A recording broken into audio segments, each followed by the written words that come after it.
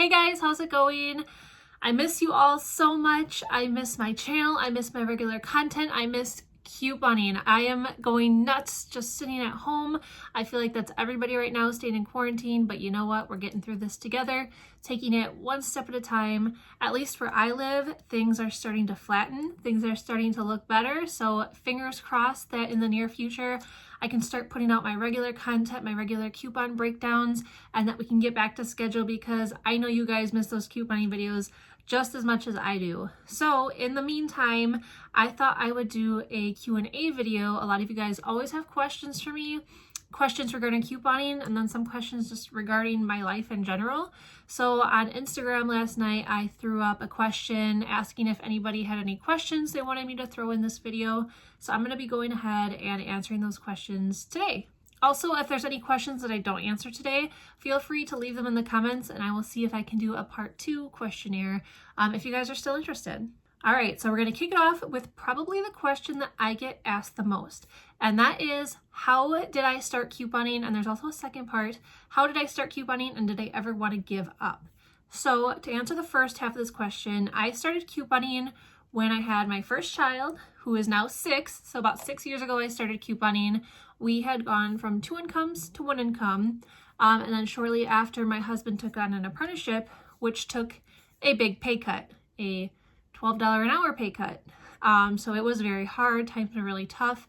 And I either had to go back to work or I needed to figure out how to save money from home. And I personally, again, this is just personal opinion, did not want to put my one child that I had at the time, I didn't want to put him in daycare. So I had to brainstorm and think, okay, what can I do to save us money, but I can still do it at home and be with my baby? And that is when I discovered couponing. Now with couponing, I am 100% self-taught. And with that being said, I have made so many mistakes. It has not been an easy road, but I have, it sounds cheesy, but I have learned from my mistakes. And that has made me the couponer that I am today. Granted, I still do make mistakes every now and then. I'll just have a brain fart and be like, why did I do that? Oh yeah, I can't do that. So nobody's perfect, but I feel pretty confident with my couponing today and I love it. It's, we're in a place right now financially where we don't need to do it, but I do it as a hobby and it's something that I love. And I always say, if I won the lottery tomorrow, I would still be couponing. I'm not going anywhere, guys. Now, for the second half of that question, did I ever want to give up on it? Yes. Plenty of times. Even recently, I've just been like, you know what? I don't want to do this. I want to take a break, and it's good. I feel like most people who coupon, it's very easy to get burnt out, and I feel like you should give yourself breaks.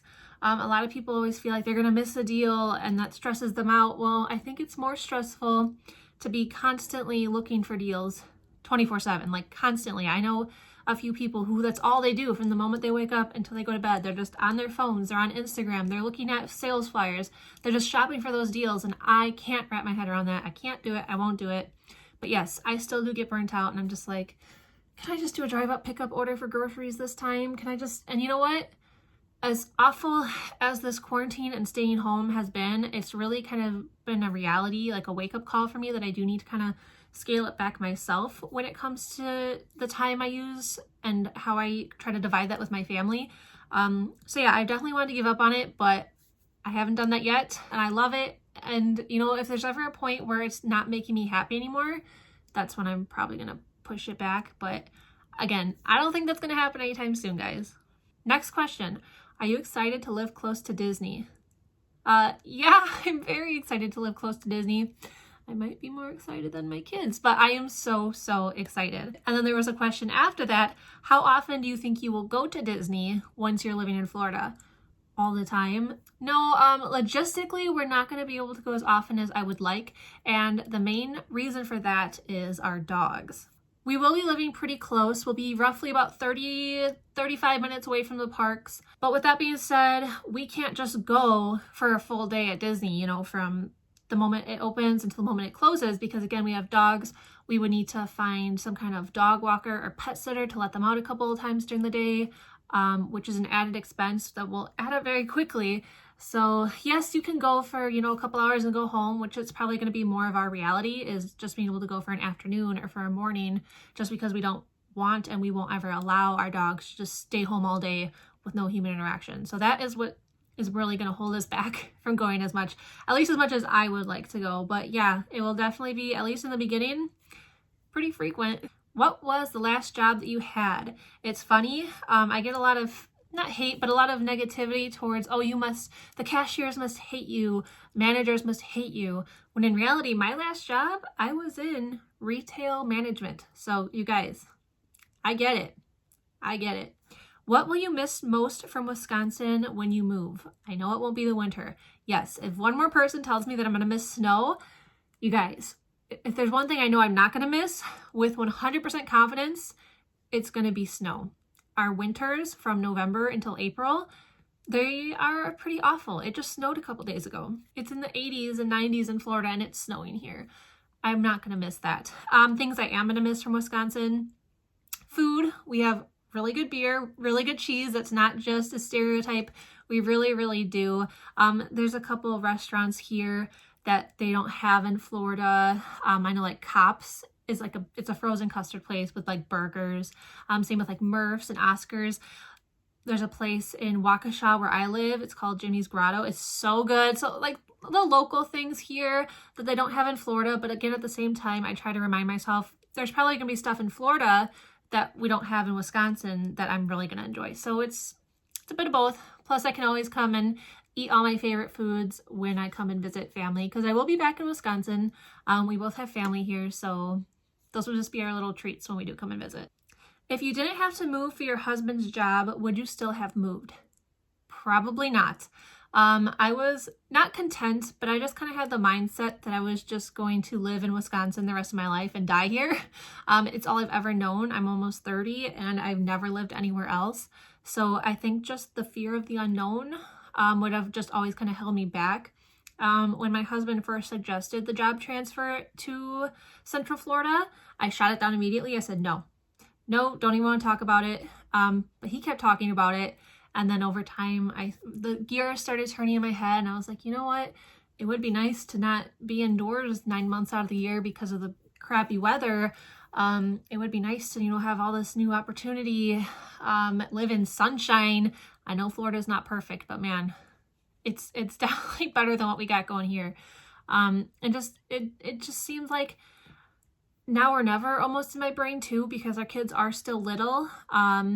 Somebody did ask a question, how old are my kids? They're 4 and 6. But since they're still little, they haven't really formed like true friendships yet, or really big roots yet in their community. My son's just in kindergarten. My daughter, she's only 4, so she's not even in kindergarten yet. She can't go to kindergarten until next year.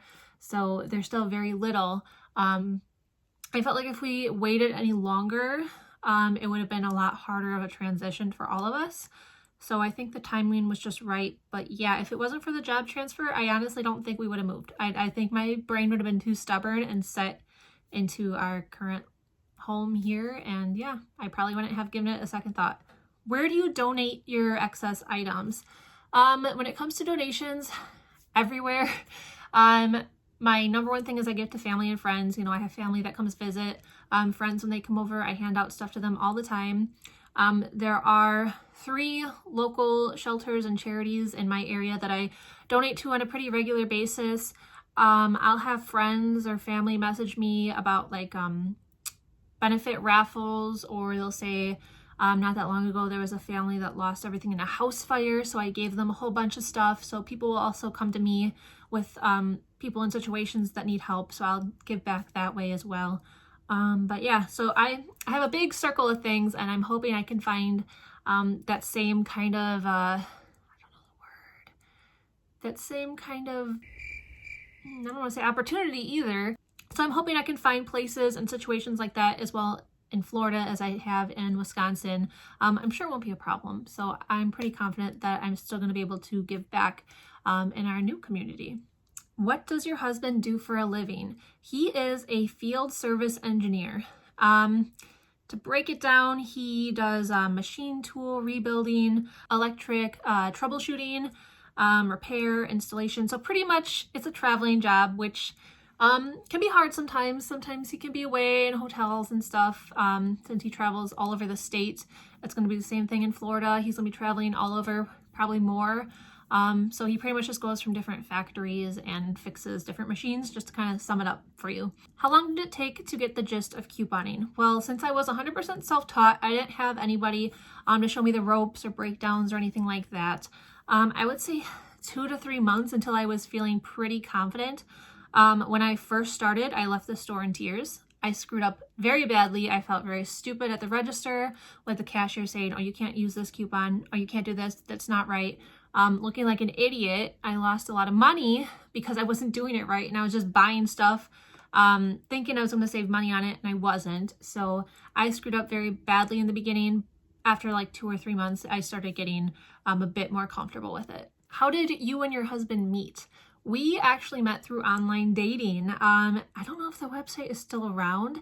This was back in 2011, so 9 years ago, on a website called Plenty of Fish. If you guys do know what it is, I'm sure you're laughing right now, but that's where we met. We had our first date, and we went to Olive Garden, and then we were going to a movie, but the movie wasn't for a few hours, so we went back to my place and grabbed a basketball, and then we just hit up a local park and started playing basketball until the movie started. And yeah, it was really fun. And that's just kind of how things, there was no dating apps around like there are now. Like I think there's like Bumble and Tinder and all these different like apps on your phone. That wasn't a thing back when we started dating. There was only like Match.com, Plenty of Fish. I think OkCupid was another one. So yeah, there was no convenience of having like the phone ones. But yeah, it was interesting. How much time do you put towards couponing? That's something I was talking about in the beginning of this video. Is just in the quarantine, I've kind of taken a realization of how much time I do spend and how much time I actually want to spend on it. In a happy place, in a place that I'm comfortable with, I would say 4 to 6 hours a week. It takes me about an hour-ish, hour and a half, depending on how many inserts I have, just to clip my coupons and put them into my binder. I usually do most of my work on Sundays and Mondays, since Sunday nights all the new sale ads come out, for most stores, I should say. So I do most of my work, like I said, Sunday night. I try to get most of it done so I can go shopping on Monday. Throughout the week, I might check back a couple times just to see if there's anything that I missed. But I do like to try and enjoy my weekends, my Thursday, Friday, Saturday. I don't want to do any couponing at all. That's strictly family time. Spend time with my kids, do something over the weekend. Sometimes I do fall into a bit of a hole, I guess I could say, where I find myself spending more time. I'll be on like Instagram, or I'll look at other couponers that I follow, and I'll see, well, if they found something that I might have missed, or I'll just look at various online sales. I'll look through my emails to see if I missed anything, and sometimes I do spend too much time doing that. And again, that's where I need to take a step back and say, you know what, it's not important. I don't want to be the mom that's always on her phone. So that is something, again, that's really, really important to me. It might set me back compared to other couponers, I guess you could say, because I'm not throwing out as many deals as some of them might be. But again, I feel like a lot of people need to realize it's not a competition, and that we are a couponing community. So I look at it in that aspect. I'm not the only couponer out there. I'm just a part of the puzzle. So I know it sounds really cheesy, but yeah, in my happy place, the number that I'm comfortable with, like I said, about 4 to 6 hours a week. That's just the looking for the deals and spending my time trying to put together scenarios. Most common items you should be getting for free or under $1. Everything. No, not everything, but almost everything. And that's not me joking. Especially for the under $1 aspect. Laundry detergent, shampoos, toothbrushes, hair care items, all that stuff, makeup. I will not pay more than $1 for it. There are some things I do pay more than $1 for. That is for like paper towel and toilet paper. I don't pay more than 25 cents a roll of toilet paper. I don't pay more than 50 cents a roll for paper towel. Trash bags are more than $1. Trash bags are the hardest in my opinion. Dishwashing tablets, those are usually around like the $2 to $3. Well, it depends on the quantity, but those are usually more than $1. But yeah, for the vast majority, it's under $1. As for something that's always free, easy one right off the bat, toothpaste. I haven't paid a single penny for toothpaste in about 6 years. So that's always going to be an easy freebie no matter what. There's no reason to ever pay a single penny. If someone came up to me and said, I will charge you 1 penny for this tube of toothpaste, I would say no thank you. Yes, there's absolutely no need to pay for it. What made you start a YouTube channel? It all started when I made a TikTok channel a little over a year ago. March of last year, I started my TikTok channel, and when I introduced my couponing to it, people kept saying, oh, make a YouTube channel, because with TikTok, you can't make any videos longer than 60 seconds. And it's really hard to try to do a full breakdown of couponing in only 60 seconds. So it was everybody, all my followers' idea. They're like, make a YouTube. So in May of last year, so we've been at it almost a year, May of last year, I started my YouTube channel, and I love it. I love being able to share all my deals and breakdowns with you guys. I love being able to help you. I wish I was following a couponer when I first started, because like I said, it would have been a lot easier since I screwed up so bad in the beginning. But yeah, so it's been almost a year and I love it. I'm not going anywhere. I love making my videos. I love doing all my shopping hauls, which again, I hope we can get back to soon. But yeah, that's kind of how I got started. Any new tattoos soon? Yes, I actually just got a new tattoo about a month ago, a little over a month, probably like 5 weeks. It's 2 clocks with my kids' birth times and a ribbon. And then it also says the phrase, forever my baby will be. It's from a book that I absolutely love reading to my kids. I'm sure a lot of parents are familiar with it. But yeah, I just got the outline work done, so it still needs to be finished. I'm really hoping I can get it finished before we move next month. With everything being shut down, I'm not being too optimistic. But if it does happen to open before we leave, my tattoo artist is going to try to squeeze me in as fast as he can to try and get it finished, because I'm not a person that likes walking around with unfinished tattoos. I just can't do it. Like when I got my sleeve done, I went about every 2 to 3 weeks to try and get more added onto it, because I just couldn't stand walking around with unfinished work. So yeah, fingers crossed I can get in there and get it finished before we move. Do people judge you with the amount of coupons that you use at the store? Really, no. And I think the biggest thing for that is I don't really use a lot of coupons at the store. People think when I go couponing, I just have this giant stack of coupons and I hold up the line and I'm there for like an hour, when that's really not the case. And the biggest reason for that is that coupons have limitations. Most of them will say, you know, limit 2, limit 4. I never have more than 4 at a time anyways, because I only buy 4 newspapers a week.